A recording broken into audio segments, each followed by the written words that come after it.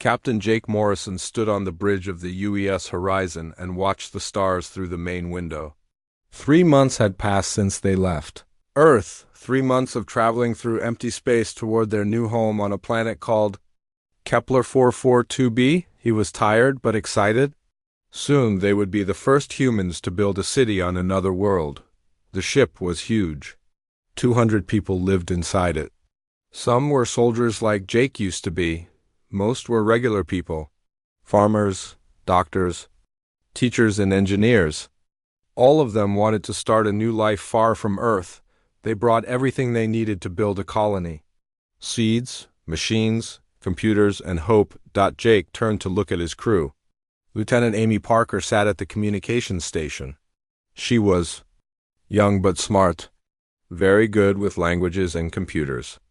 Next to her, Chief Engineer Carlos Rodriguez checked the ship's systems on his screen. Carlos could fix anything.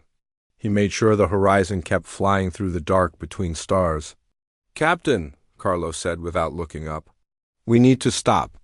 For maintenance, the jump drive is running hot. If we don't cool it down, we might have problems." Jake nodded. They had been pushing the engines hard to stay on schedule. "Better to be safe than sorry? How long do you need?" 6 hours should do it, maybe 8 to be sure. All right. Take us out of hyperspace. We'll park here and let the engines rest. The ship shuddered as it dropped back into normal space. The stars outside stopped moving.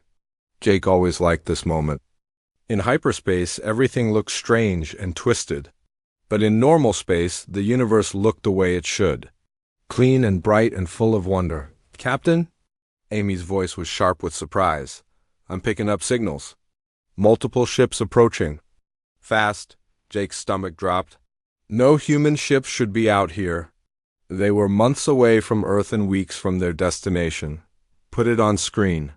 The main display flickered and showed space around them. At first Jake saw nothing, then shapes appeared. Ships unlike anything humans had ever built. They were long and curved like living things. Their hulls looked wet and organic. Green lights pulsed along their sides like a heartbeat. "How many?" Jake asked. Amy worked her controls. Her face went pale. 12 ships, sir. All bigger than us. They're surrounding us." Jake felt his old military training kick in. "Stay calm. Think fast. Keep your people alive. Red alert. All civilians to safe areas. Marines to battle stations." Alarms sounded through the ship. People ran through the hallways. Jake could hear children crying. This was supposed to be a peaceful mission, a new beginning. Now it might be their end. "Incoming transmission," Amy reported. "It's strange, not like our technology at all." "Can you understand it?" "Working on it." "The computer is trying to translate." Amy pressed buttons and adjusted dials. Sounds came from the speakers. Clicks and hisses and deep humming noises. Then the computer spoke in a flat voice. "Attention, inferior beings. You have entered space claimed by the Veltar hegemony. Prepare for inspection and judgment." Jake stepped forward. "This is Captain Jake Morrison of the United Earthship Horizon. We are peaceful explorers. We mean no harm to anyone." More alien sounds. The computer translated again. "Your intentions are irrelevant. All new species must submit to cleansing protocols. You will surrender your vessel immediately." "What are cleansing protocols?" Jake asked Amy quietly. She worked her computer. Information scrolled across her screen. Her face got even more pale. I think they want to make us slaves, sir, or kill us." Jake's hands made fists. These aliens had surrounded his ship, his people. Families with children who just wanted a new home. "Open a channel." "You're connected, sir. This is Captain Morrison." "We are not surrendering anything. We are peaceful people traveling to our new home. We have no weapons pointed at you. We ask that you let us continue our journey." The response came fast and angry. The alien voice got louder and harsher. "You dare make demands of the Veltar? No lesser species has ever shown such disrespect. You will comply or face destruction." Dr. Lisa Chun appeared on the bridge. She was the ship's expert on alien life. A small woman with quick eyes and a sharp mind. Captain, I've been monitoring their transmissions. These Veltar have been in space for a very long time. They think they own everything. What do they want? From what I can tell, they've done this before. Many times. They find new species and either make them slaves or kill them all. They think that's normal. Jake looked at the alien ships on his screen, so beautiful and so deadly. He thought about all the people on his ship, families who trusted him to keep them safe. Amy, send a message to Earth. Tell them what's happening. Already done, sir. The quantum communicator sent everything the moment we detected the alien ships. That was good. At least Earth would know what happened to them. Jake hoped someone would learn from their mistakes. If they lived long enough to make any, Captain, Carlos said from his station. I'm reading energy buildup on their ships. Looks like weapons charging. The biggest alien ship moved closer. It was 3 times the size of the horizon. Jake could see details on its surface now. It really did look alive, like a giant sea creature that swam through space instead of water. Another transmission coming in, Amy reported. The alien voice was different this time. Colder, more dangerous. I am Commander Zixthara of the Veltar hegemony. Your species shows unusual arrogance for primitives. This is your final warning. Surrender. Or die. Jake looked around his bridge. Amy was scared but stayed at her post. Carlos checked his weapons, though Jake knew they were no match for alien technology. Dr. Chun studied her readings, trying to understand their enemy. These were good people. All the people on his ship were good people. They didn't deserve to die just because some alien thought humans were inferior. Open the channel, Jake said. Connected, sir. Jake took a deep breath. Commander Zixthara. My name is Jake Morrison. I speak for all humans on this ship. We are not primitives. We are not inferior. We are people traveling to make a new home. We have families here, children. We don't want to fight you, but we won't surrender to slavery either. The silence lasted a long time. Jake wondered if the alien was thinking or just getting angrier. Finally, the response came. The translator made the alien's voice sound like grinding metal.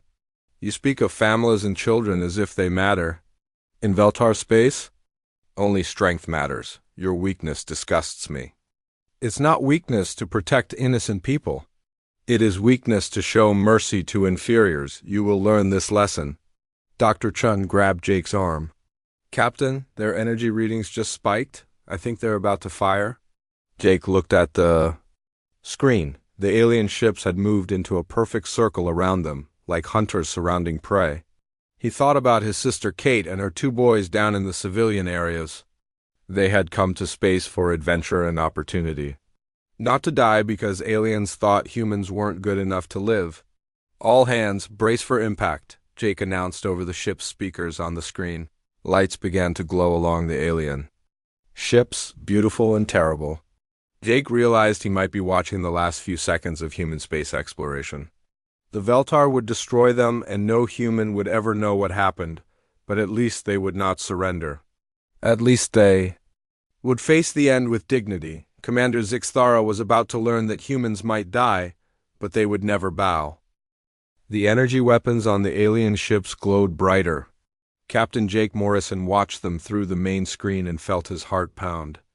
Any second now, those weapons would fire. His ship would be destroyed. Everyone he was supposed to protect would die. Then the lights went dim again. The alien ships held their positions but did not shoot. What happened? Jake asked. Dr. Lisa Chun checked her instruments. I think their commander changed his mind. Maybe he wants to capture us alive instead of destroying us. Lieutenant Amy Parker looked up from her station. New transmission coming in, Captain. Put it through. The alien voice sounded different.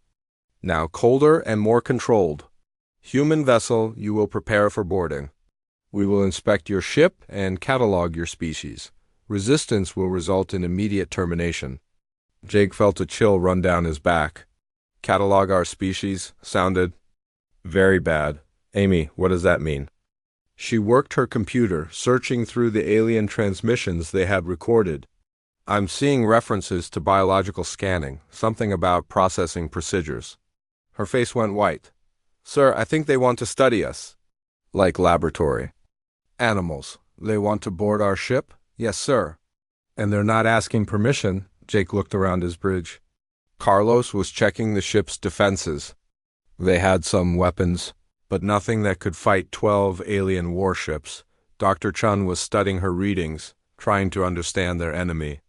Amy was monitoring all communications, looking for any useful information. These people trusted him to keep them safe.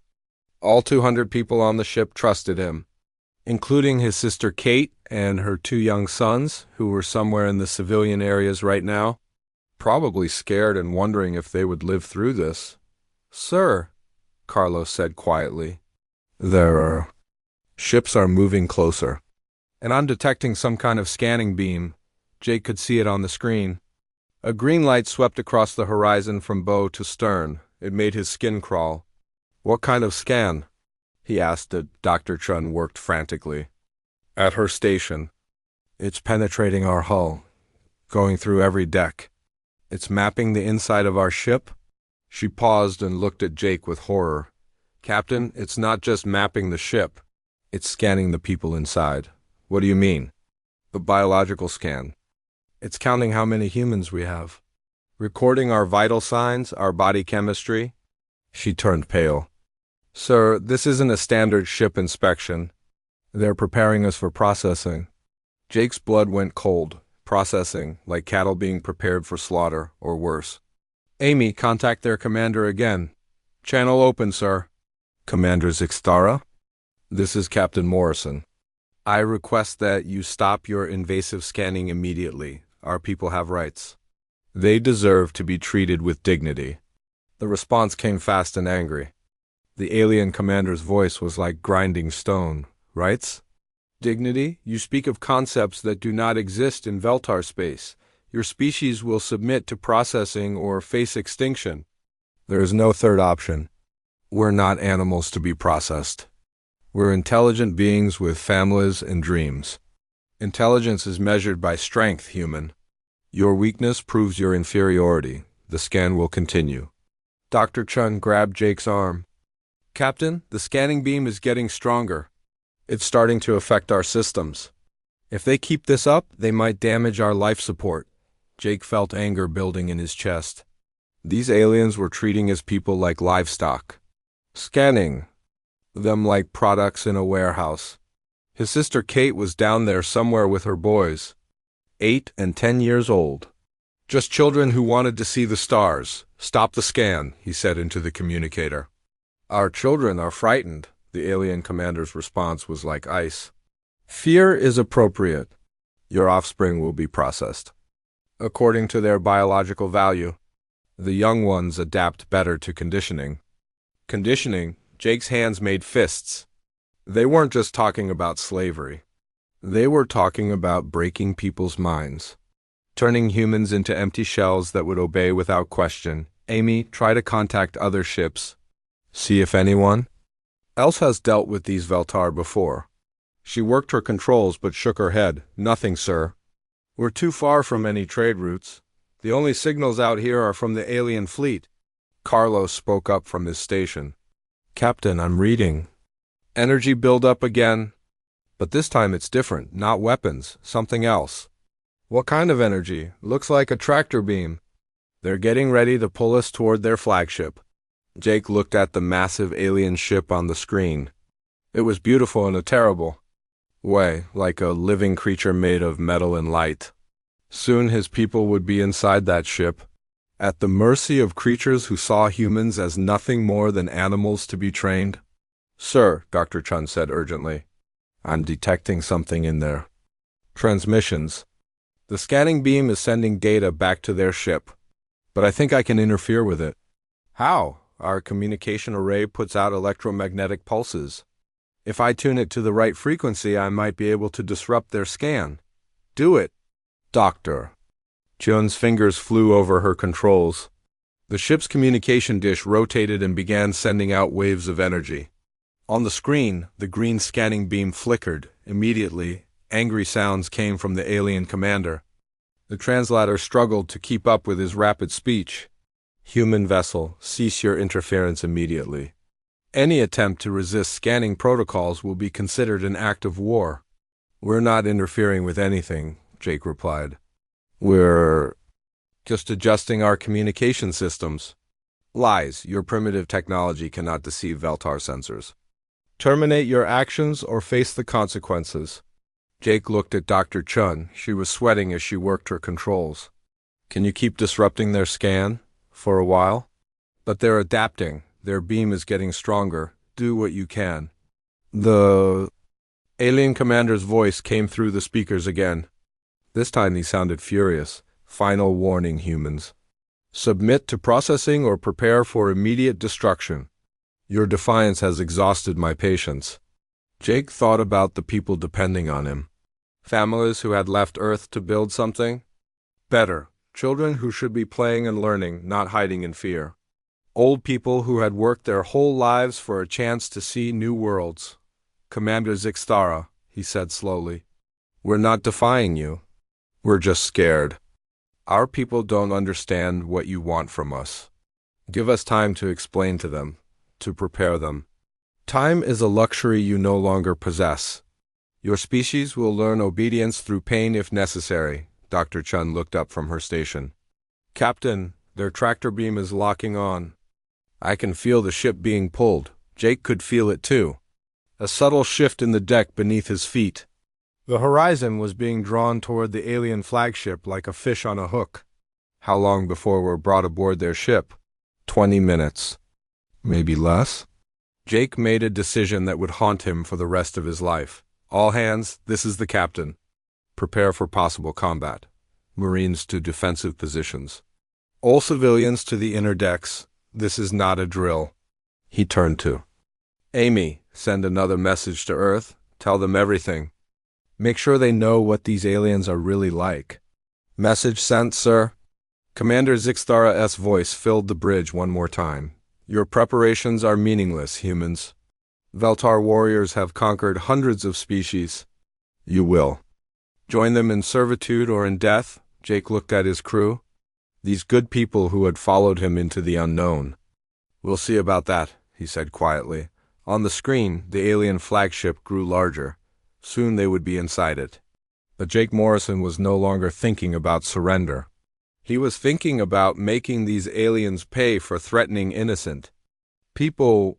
Commander Zixtara was about to learn that humans could be very dangerous when someone hurt their families. The UES horizon shook as the alien tractor beam pulled it closer to the massive flagship. Captain Jake Morrison gripped his chair and watched the enemy ship grow larger on the screen. In 10 minutes, they would be inside that vessel, at the mercy of creatures who saw humans as nothing more than animals. Captain, Lieutenant Amy Parker called out, I'm picking up movement in their fleet. Some of the smaller ships are repositioning. Jake looked at the tactical display. The alien ships were spreading out in a new pattern, like hunters getting ready to strike from multiple directions. What are they doing? Dr. Lisa Chun studied her instruments. I think they're preparing for boarding operations. Multiple entry points to overwhelm our defenses. How many Marines do we have? 43, sir. Plus about 30 civilians with military training. 73 people against an entire alien fleet. Jake had faced bad odds before, but this was different. These weren't human enemies who fought by human rules. These were aliens who thought torture and slavery were normal. Commander Zixtara's voice filled the bridge again. Human vessel, prepare to receive boarding parties. Any resistance will result in the immediate execution of your young. Jake's blood went cold. The alien was threatening children. His sister Kate's boys were down there somewhere, 8 and 10 years old. They had come to space for adventure, not to be murdered by monsters. Amy switched to ship-wide communications. You're connected, sir? Jake took a deep breath. This is the captain speaking to all crew and passengers. We are about to be boarded by hostile aliens. Our Marines will defend us, but I need everyone to stay calm and follow their orders. Keep our children safe. That's our highest priority. He switched back to the alien channel. Commander Zixtara, we have civilians aboard this ship, families with children. If you're truly an honorable warrior, you'll keep them out of this. The alien's response was like cold metal. Honor belongs to the strong human. Your weak will be processed first. It is more efficient. Jake felt something snap inside his chest. These creatures weren't just enemies, they were evil. Pure and simple. They enjoyed causing fear and pain. Carlos, he said quietly, can we break free of their tractor beam? Chief Engineer Carlos Rodriguez shook his head. Not with our engines in maintenance mode. We're trapped, Captain. Dr. Chen looked up from her station with excitement. Sir, I've been analyzing their biotechnology. I think I found something important. What is it? Their ships aren't just machines. They're part biological. Living technology that responds to neural commands. But that means they might be vulnerable to electromagnetic interference. Like what we did to their scanning beam. Exactly, but much stronger. If we could generate a powerful enough pulse, we might be able to disrupt their ship's nervous system. Jake felt a spark of hope. Can we do it? Maybe, but we'd have to overload our communication array. It would burn out our long-range transmitters. We'd be cut off from Earth. Do it. Amy spoke up from her station. Captain, I'm detecting new transmissions. The aliens are talking to each other. Something about weapons authorization. Jake's heart sank. Put it on speaker. Alien voices filled the bridge. Clicks and hisses and deep humming sounds. The computer worked to translate them. Sub-Commander Krellenev here. Standing by for orders. This is Commander Zixtara. These humans have tested my patience long enough. Prepare to fire a warning shot. Target, sir? Across their bow. Show them the power of Veltar weapons. Make them understand their situation. Jake felt sick. A warning shot meant they were about to see what alien weapons could do. He hoped his ship could survive it, but then the alien commander's voice changed, became filled with rage. No, wait. These primitives dare to interfere with our systems. They think their pathetic technology can challenge the hegemony. I will teach them respect. Sir? Fire. Into their populated areas? Kill enough of them to break their spirit. Jake's world stopped. The alien was ordering an attack on civilian areas. Where families lived, where children played. Amy, warn the civilian decks. Emergency evacuation of all populated areas. She worked frantically at her controls. Emergency message sent, sir. But there's not enough time. On the screen, one of the alien ships turned toward them. Lights began to glow along its hull. Not the gentle green of their scanning beam. This was different. Bright and angry and deadly. Dr. Chun's voice was urgent. Captain, the electromagnetic pulse is ready, but if I fire it now, it might hit us too. Our systems could fail. Do it anyway. She pressed a button. The Horizon's communication array rotated and sent out a massive burst of electromagnetic energy. On the screen, the alien ships flickered. Their smooth movements became jerky and uncontrolled, but it was too late. The weapon beam lanced out from the alien ship, not across the Horizon's bow as a warning, directly into the civilian quarters. The blast tore through the ship's hull like paper. Lights went out. Alarms screamed. The deck shook so hard that Jake was thrown from his chair.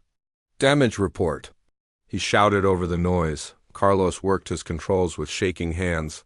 Hull, breach on decks 7 through 9. Life support failing in the civilian areas. Emergency. Bulkhead sealing. Casualties? I'm reading 47 dead, sir. More wounded. Jake felt the world spin around him. 47 people, gone in an instant. Because an alien commander got angry. Amy, try to contact the civilian areas. Find out who ... She was already working. Her face was pale as she listened to reports. Sir, the Stevens family, the Johnson family, the Martinez family, her voice broke. And Sir ... I'm sorry. Your sister Kate and her boys? They were in the recreation area when the blast hit. Jake Morrison, veteran Marine and starship captain, fell to his knees. Kate was dead. His little nephews were dead, 8 and 10 years old. They had been playing games or reading books when the alien weapon turned them into empty space. The bridge was silent except for the alarms. Everyone stared at their captain, who knelt on the deck with tears running down his face. Jake had led men into battle. He had seen friends die, but this was different. This was murder. Pure and simple. Commander Zixthara's voice came through the speakers. He sounded pleased with himself. Human vessel, you have learned the price of defiance. Surrender now, and no more of your people will die. Jake slowly stood up. His face was stone, his eyes were fire. When he spoke, his voice was calm and cold. Amy, send a message to Earth, full priority. Tell them what happened here. Tell them. These aliens murdered our children. Message sent, sir. And Amy, make sure they know this isn't over. Dr. Chun looked at her instruments. Captain, the electromagnetic pulse damaged their ships, but they're recovering. Their biosystems are adapting. How long before they're back to full power? Maybe an hour. Jake walked to the center of the bridge. Around him, his crew waited for orders. Good people who trusted him to find a way out of this nightmare. Carlos, how long to repair our engines? 6 hours minimum. Maybe 8. We don't have 8 hours. Jake looked at the alien fleet on the screen. 12 ships filled with creatures who thought murder was normal. Who killed children to make a point. Earth was months away. Even if his message got through, help wouldn't arrive in time to save them. But maybe it would arrive in time for revenge. Commander Zixthara had made the worst mistake of his life. He had killed human children and expected the survivors to give up. He was about to learn that humans never forgave. And they never forgot. On Earth, Admiral Patricia Stone stood in the command center of the Terran Defense Force. She was reading the message from the UES horizon for the 5th time.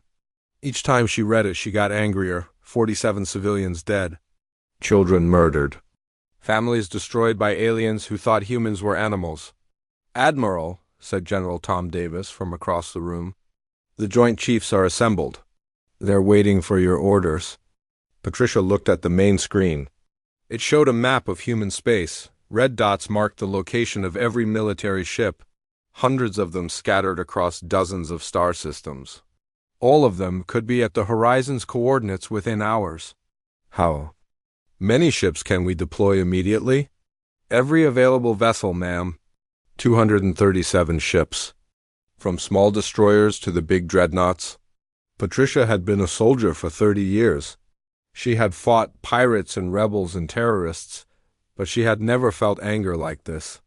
Someone had attacked human children. That was unforgivable. Deploy them all. I want the largest fleet in human history assembled at these coordinates.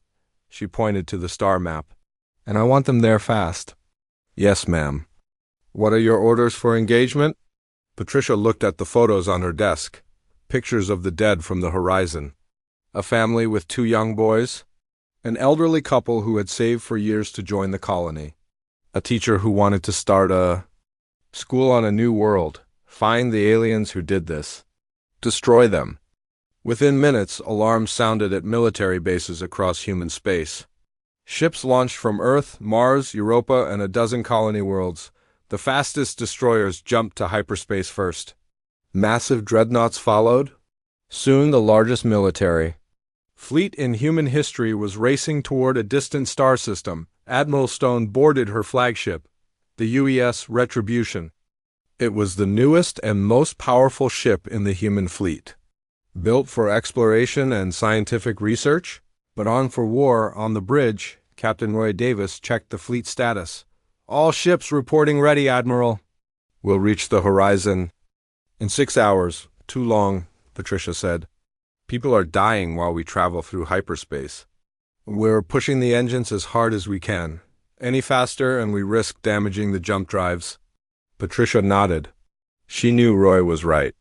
But every minute felt like forever when she thought about Captain Morrison and his crew fighting for their lives. Meanwhile, aboard the damaged Horizon, Captain Jake Morrison watched alien boarding pods attached to his ship's hull. The Veltar were coming. Soon, they would be inside, trying to capture or kill everyone left alive. Marines to defensive positions, Jake announced over the ship's communication system. All civilians to the inner decks. Seal the blast doors behind you. Staff Sergeant Nicole Brown led the Marine Defenders.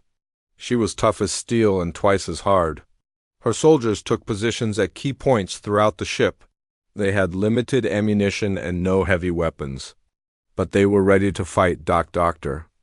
Lisa Chun worked frantically at her station. Captain, I'm still detecting weaknesses in their biotechnology. If I can generate another electromagnetic pulse, I might be able to disable their boarding pods. Do it! The ship's communication array, damaged but still working, sent out another burst of energy. Several alien boarding pods went dark. But others kept working. The Veltar had learned to adapt their technology.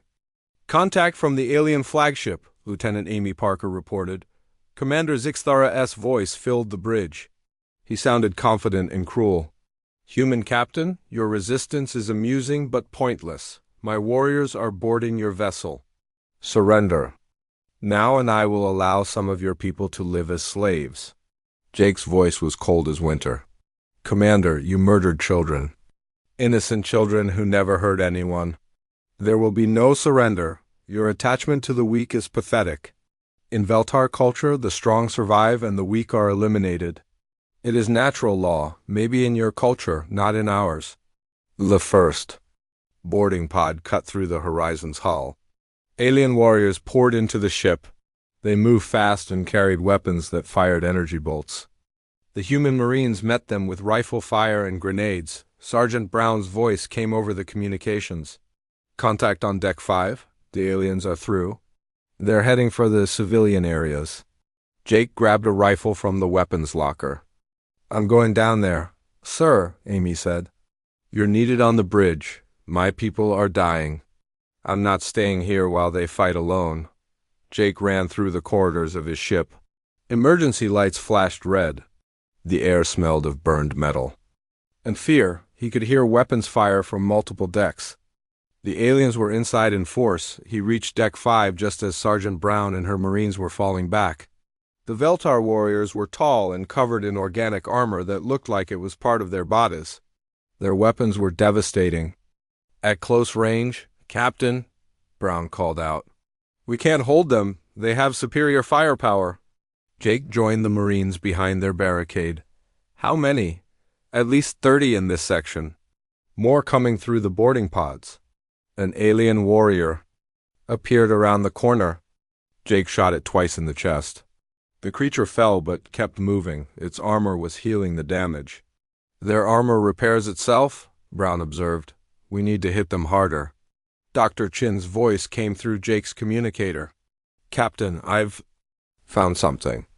The electromagnetic pulse affects their personal equipment too, not just their ships. If you can get close enough to one of their warriors, a small EMP device might disable their armor. How close? 5 meters, maybe less. Jake looked at the alien warriors advancing down the corridor. Getting within 5 meters meant almost certain death, but it might give his people a chance. Brown, keep them busy. I'm going to try something. Jake pulled an emergency beacon from his belt.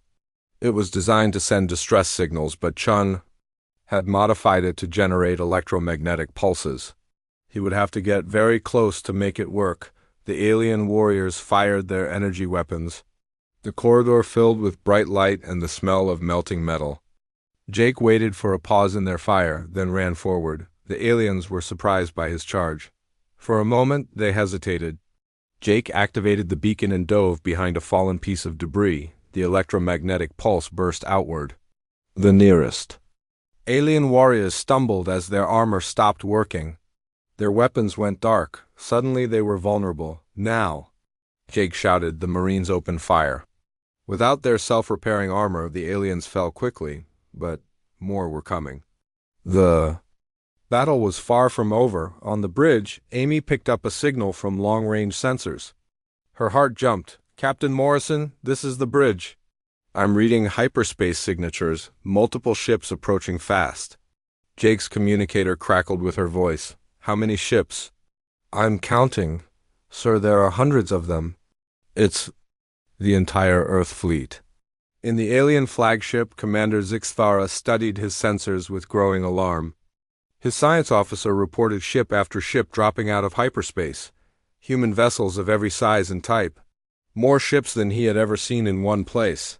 How many? He demanded. Over 200, Commander, all human military vessels. Oh. Armed for battle. Zixthara felt something he had not experienced in his long military career. Fear. In 1,000 years of conquest, the Veltar had never faced an enemy that could assemble such a massive fleet so quickly. A transmission came. From the largest human ship, a voice spoke with calm authority that sent chills through the alien commander. This is Admiral Patricia Stone of the Terran Defense Force. You have attacked innocent civilians. You have murdered children. Surrender immediately or face total destruction. Zixthara looked at his fleet. 12 ships against more than 200, but he was Veltar. His people had ruled this sector of space for a millennium. No primitive species could challenge their supremacy. Human Admiral, he replied. I am Commander Zixthara of the Veltar hegemony. You face the greatest military force in known space. Withdraw now or share the fate of your pathetic colony ship. Admiral Stone's response was simple and terrible. You killed our children, now you die. The space around the damaged UES horizon became a battlefield unlike anything the galaxy had ever seen. 200 human warships faced 12 Veltar vessels in perfect formation. Admiral Patricia Stone stood on the bridge of the UES Retribution and watched the alien fleet through the main screen. All ships report ready for combat, said Captain Roy Davis. Weapons charged and targeting systems locked. Patricia looked at the tactical display.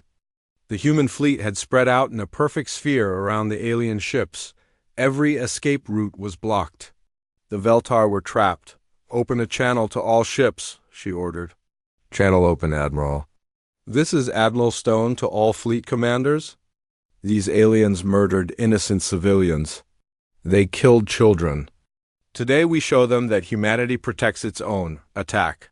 The battle began instantly. Human destroyers darted between the larger ships like angry wasps.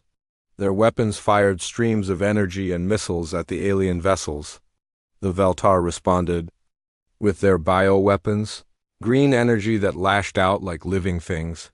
But the humans had advantages the aliens did not expect. They moved with perfect coordination. Every ship knew exactly where every other ship would be. Centuries of military training and discipline showed in every maneuver. Captain Roy Davis commanded a destroyer called the UES Vengeance. He had read the reports from Dr. Chun about the aliens' weaknesses. Their biotechnology was powerful but vulnerable to electromagnetic attacks. Target their neural networks, he told his weapons officer. Hit them with everything we have. The Vengeance fired its electromagnetic pulse cannons directly at the nearest alien ship. The biomechanical vessel shuddered and its movements became jerky and uncontrolled. Other human ships saw the effect and copied the tactic. Commander Zixthara watched his fleet fall apart with growing horror. His ships were being disabled one by one. The humans fought with a precision and fury that shocked him. In 1,000 years of conquest, he had never seen anything like it. Science officer report, he demanded. Our bio-neural networks are failing, Commander. The human electromagnetic weapons are disrupting our ship's nervous systems. We cannot maintain formation. Then we fight individually. All ships attack the nearest human vessel. But the order came too late. Half of his fleet was already disabled. The remaining ships tried to fight back, but they were outnumbered 20-1. Human weapons tore through their bio-armor like it was paper aboard the horizon. Captain Jake Morrison and his Marines continued fighting the alien borders. The electromagnetic pulse had given them an advantage, but more Veltar warriors kept coming through the boarding pods. Sergeant Brown, Jake called over the weapon fire. How many of them are left? Hard to say, sir. They keep adapting their equipment. The MP doesn't work as well the second time. Dr. Lisa Chun's voice came through the communications. Captain, I'm reading massive energy signatures outside. The fleet battle has started. Jake felt a surge of hope. Earth had sent help. But first they had to survive long enough to be rescued. An alien warrior charged around the corner. Jake shot it with his rifle. The creature stumbled but kept coming. Its armor was adapting to human weapons faster than expected. Then the ship shook violently. Emergency lights flickered. The alien warrior fell to the deck as gravity shifted. What was that? Brown asked. Amy's voice came from the bridge. The alien flagship is trying to ram us. They're using us as a shield against the human fleet. Jake realized what was happening. Commander Zixthara was desperate. He was trying to use the Horizon and its crew as hostages. In the human fleet. Admiral Stone saw the alien flagship moving toward the damaged colony ship. She understood the tactic immediately. All ships, be careful of your fire. Our people are on that vessel. But Captain Davis had a different idea. Admiral, requesting permission to perform a close-range attack run on the flagship. Too dangerous. Roy, you could hit the Horizon. Not if I target their engines only, disable them instead of destroying them. Patricia considered the risk. One mistake could kill everyone aboard the Horizon. But if they did nothing, the aliens might escape with hostages. Permission granted, but be careful. The UES Vengeance accelerated toward the alien flagship. It was a dangerous move. The huge biomechanical ship was 10 times larger than the human destroyer. But Davis had a plan. He flew his ship directly under the alien vessel, so close that their hulls almost touched. From that angle, he could target the flagship's engines without risk of hitting the Horizon. Fire all weapons, he ordered. Electromagnetic pulses and kinetic rounds slammed into the alien ship's rear section. The biomechanical engines writhed like wounded animals and then went dark. The flagship lost power and began to drift. Commander. Zixthara felt his ship die around him. The bridge went dark except for emergency lighting. His crew worked frantically to restore power, but the damage was too severe. Report, he demanded. Engines destroyed, Commander. Life support failing. Weapons offline. Through the main screen he could see human ships surrounding his crippled vessel. They had lost, completely and utterly lost. In less than 2 hours, the humans had destroyed or disabled his entire fleet. A transmission came from the human flagship. Admiral Stone's voice was cold and final. Commander Zixthara, your fleet is defeated. Surrender immediately and prepare to be boarded. Zixthara looked at his bridge crew. Proud Veltar warriors who had never known defeat. Their faces showed the same shock he felt. How had this happened? How had primitive humans crushed the mighty hegemony so easily? Commander, his science officer said quietly, perhaps we should. Consider surrender, our people's lives? No, Zixthara snarled. Veltar do not surrender to inferior species. But even as he said it, he knew the truth.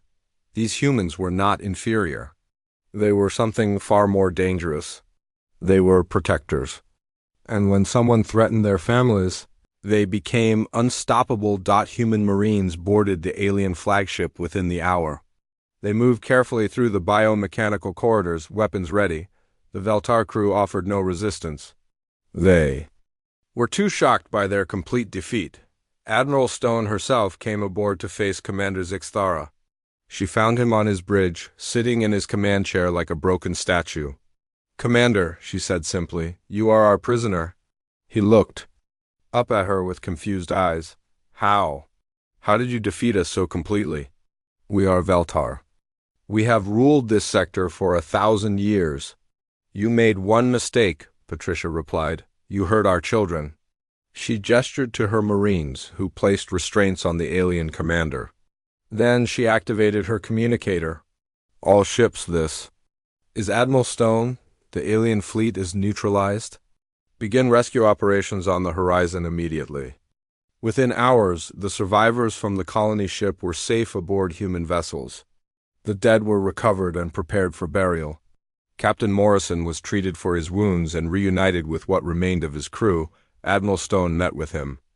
In the medical bay of the Retribution, Jake's face was bandaged, but his eyes were clear and determined. Admiral, he said, what happens to the aliens? Commander Zixthara will return to his people with a message. What message? Patricia looked out the window at the drifting wreckage of the Veltar fleet.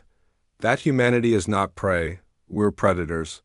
And when someone threatens our families, we don't just fight back. We win. 3 days later, Commander Zixthara S. damaged. Ship limped back toward Veltar space. He carried with him the most important message in his species' history. The humans were not weak primitives to be enslaved. They were something far more dangerous. They were parents, siblings, and friends who would cross the galaxy to protect each other.